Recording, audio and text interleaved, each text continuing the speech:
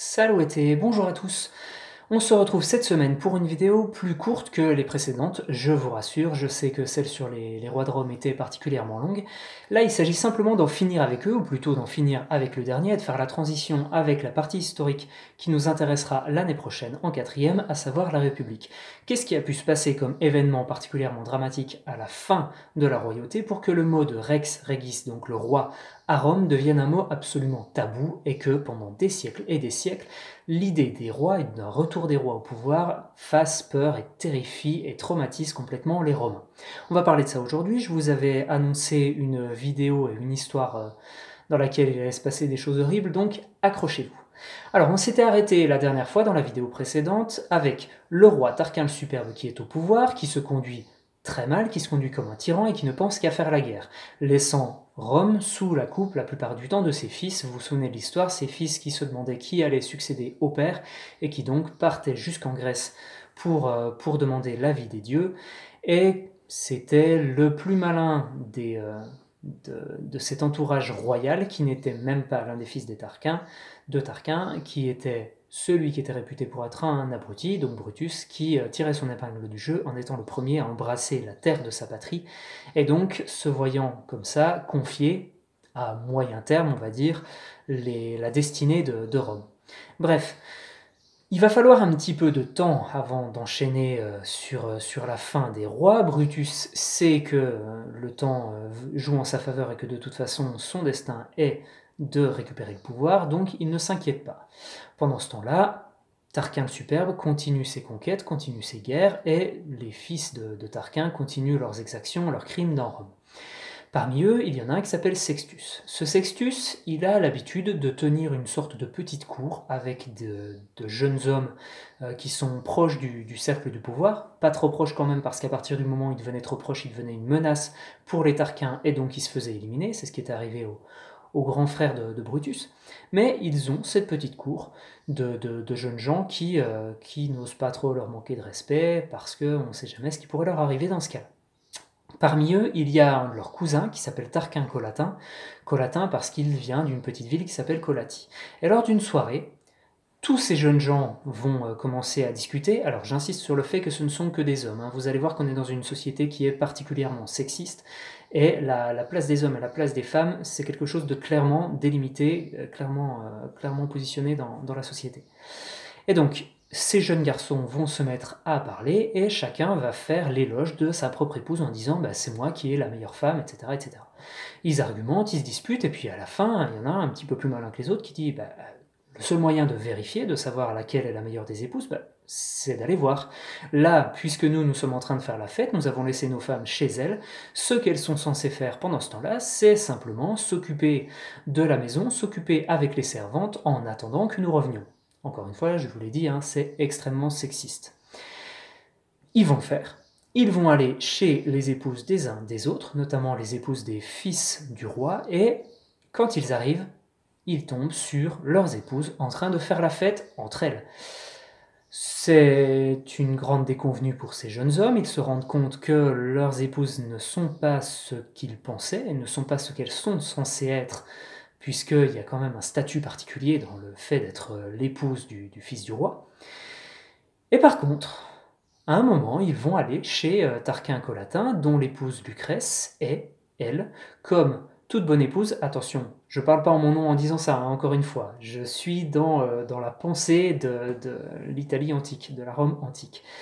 Et donc cette Lucrèce, elle attend patiemment le retour de son époux en filant la laine, comme on imagine le faire, toute bonne épouse qui attend le retour de son mari. Pensez un petit peu à Pénélope dans l'Odyssée par exemple.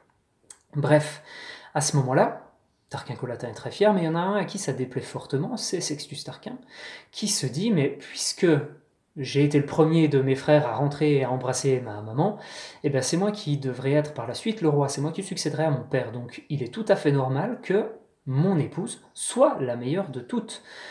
Donc il va répudier, c'est-à-dire rejeter son épouse, et il va, dans sa tête, s'attribuer celle qui lui semble être la meilleure, c'est-à-dire Lucrèce. Et donc il va voir l'épouse de son cousin, et il lui fait des avances.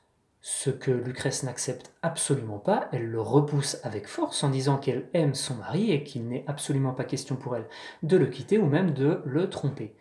Sauf que Sextus Tarquin ne l'entend pas de cette oreille. Sextus Tarquin est un jeune homme violent qui a l'habitude d'avoir ce qu'il veut, et quand on lui refuse, eh bien, il le prend par force, si bien qu'il va violer Lucrèce. Il s'enfuit ensuite, et Lucrèce... alors, ça va être un petit peu bizarre parce qu'encore une fois, on est dans une philosophie antique. Lucrèce considère que ce qu'elle a subi, c'est la perte irrémédiable de son honneur. Et chez les Romains, quand on perd son honneur, eh bien, on ne conçoit pas de pouvoir survivre. Donc Lucrèce va aller voir son époux et son père, qui, alors c'est quelque temps après, hein, c'est pas dans l'immédiat après ce dont elle a été victime. Elle va voir donc son père et son époux qui sont en train de discuter, et elle leur raconte absolument tout, et elle finit par se poignarder devant eux, en montrant par là que finalement elle ne leur ment pas. Si elle s'estime indigne de vivre, c'est bien parce qu'elle a subi ce que Sextus Tarquin lui a fait subir. Et frappé d'horreur, le père de Lucrèce et Tarquin Collatin vont récupérer et recueillir le corps de Lucrèce, sortir à Rome, exposer le corps de Lucrèce et tenir de grands discours pour expliquer ce qui vient de se passer et expliquer pourquoi tout ça, c'est la faute des Tarquins, la faute des rois, et que Rome ne peut pas continuer avec ce système-là, ou en tout cas, eux ils seront sans doute un petit peu plus mesurés, que Rome ne peut pas continuer avec ces personnes-là au pouvoir. Et il y en a un qui attendait son heure pour faire son entrée sur le devant de la scène, c'est Brutus, qui à ce moment-là révèle qu'il n'est pas du tout un imbécile. Lui, il va prendre la parole pour un discours beaucoup plus violent, beaucoup plus extrémiste, dans lequel il va défendre l'idée que ce qui pose problème à Rome, ce ne sont pas simplement les Tarquins, ce qui pose problème à Rome, ce sont les rois dans leur ensemble. Le fait qu'il y ait une seule personne au pouvoir et qui concentre entre les mains tous ses pouvoirs, c'est la source de tous leurs ennuis. Et donc il va appeler les Romains à la révolte.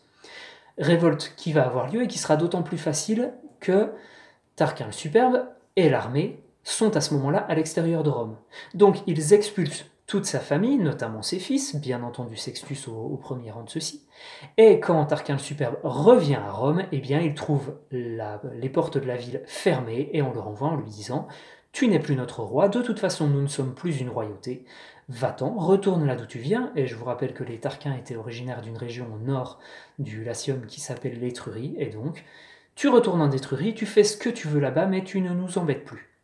On verra l'année prochaine, quand on commencera la partie historique, que ça va se faire avec beaucoup de complications, hein, cette révolte et puis cette mise en place progressive d'une république à Rome.